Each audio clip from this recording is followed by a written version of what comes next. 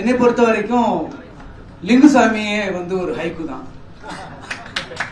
ஏன்னா லிங்குசாமி பார்க்கும்போது ஒரு இயக்குனரா தெரிவாரு, கிட்ட போன ஒரு கவிஞரா தெரிவாரு. இன்னும் போய் பாத்தீங்கன்னா ஒரு நல்ல மனிதாபிமானமான ஒரு ஆள்ன்றது ஒரு சிலருக்கே தெரிஞ்சது. ஏன்னா எனக்கு தெரிஞ்ச ஒரு சில நிகழ்ச்சி மட்டும் நான் சொல்லணும்னு ஆசைப்படுறேன். அந்த கொரோனா செகண்ட் வேவ் அப்ப வந்து பயங்கரமான யார் எப்படி இருப்பாங்க, அது என்ன தாக்கத்துல போய் முடியும் அப்படிங்கிற நேரத்துல வந்து இயக்குனர் வசந்தபாலன் அவர்கள் வந்து ஒரு அவசர சிகிச்சை பிரிவுல வந்து அனுமதிக்கப்பட்டு கிட்டத்தட்ட மரணத்தின் தருவாயில போயிட்டாருன்னு சொல்றாங்க. அந்த நேரத்துல யாருக்குமே அனுமதி இல்லாதப்போ மொத்தமா அவர் மீட்டெடுத்த பெருமை வந்து லிங்குசாமி சாருங்க. அது மட்டும் கிடையாது, அதுக்கப்புறம் அவர் அதுல இருந்து மீண்டு வந்து வசந்தபாலன் அவர்கள் வந்து அதை பத்தி ஒரு விகடன்ல எழுதியிருந்தாரு.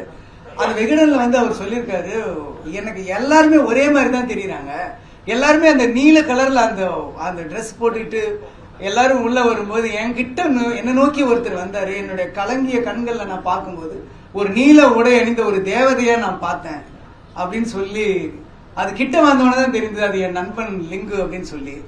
சோ அந்த வரிகள்ல ஒரு கவிதை இருக்கு பாத்தீங்களா, அதுதான் லிங்குசாமி. சோ லிங்குசாமிக்கு எனது வாழ்த்துக்கள்.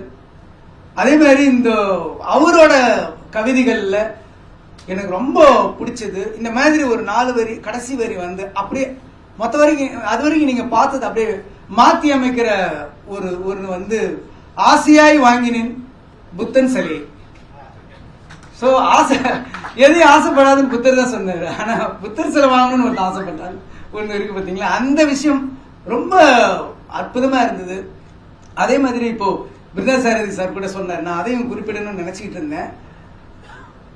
இஸ்திரி போடும் தொழிலாளியின் வயிற்றில் சுருக்கங்கள் என்ன ஒரு அழகான ஒரு வரிகள் பாருங்க. கொஞ்ச நாளைக்கு முன்னாடி நான் வந்து நம்ம வைரமுத்து சார் எழுதின ஒரு கவிதை கூட படிச்சேன்.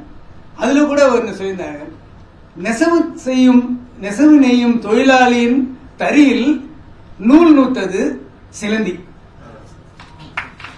சோ ஒரு வறுமையும் அதுக்குள்ள இருக்கிற என்ன சொல்றது ஒரு பெயினையும் வந்து எவ்வளவு அழகா இனிமே ஒரு சிலந்தி வந்து நூல் நூத்துது அப்படின்றாங்க ஒரு தறியில. சோ அதுதான் அந்த ஹைக்கூ வந்து நீங்க வந்து அது வரைக்கும் படிக்கிறது வந்து அந்த கடைசி வரை வந்து அப்படியே பெரட்டி போடுற ஒரு விஷயம் தான். இதுல கூட நான் வந்து சில கவிதைகள் படிச்சேன். வாடி நின்றது கொக்கு, ஓடியதெல்லாம் ஜோடி மீண்டு. அது ஒரு என்ன ஒரு கொக்கோட மனிதாபிமானம் பாருங்க எவ்வளவு. அதால சாப்பிட முடியல, ஏதோ எல்லா மீனும் ஜோடி ஜோடியா போயிட்டு இருக்கு, நான் எதை சாப்பிடுவேன் அப்படி எவ்வளவு அழகா இருக்கு பாருங்க. இன்னொரு கவிதை கூட இதுல நான் படிச்சேன். அது வந்து அம்பு எய்து விழுந்தது பறவை, அதன் வாயில் அதன் குஞ்சுகளின் இறை. ஒரு கவிதையை வந்து அதுல ஒரு புரட்சியை சொல்ல முடியும், ஒரு ஏழ்மையை சொல்ல முடியும், ஒரு மனிதாபிமானத்தை சொல்ல முடியும் அப்படிங்கிறது தான் இந்த ஹைக்கூ.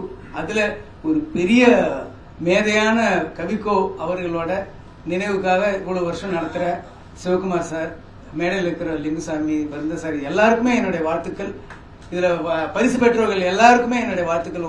உங்களோட கவிதைகள்லாம் நான் பெரட்டும் போது கொடுத்தாங்க, நிறைய நல்லா இருந்தது. அதுல மனசுல இருந்தது மட்டும் சிலதை சொன்னேன். எல்லாருக்கும் இன்னும் நல்லா வளரணும்னு சொல்லி என்னுடைய வாழ்த்துக்கள். நன்றி. பிளே ஸ்டோர் மற்றும் ஆப் ஸ்டோரில் இருந்து பாலிமர் செயலியை QR கோடு மூலம் பதிவிறக்கம் செய்யுங்கள். செய்திகளை உடனுக்குடன் பெறுங்கள்.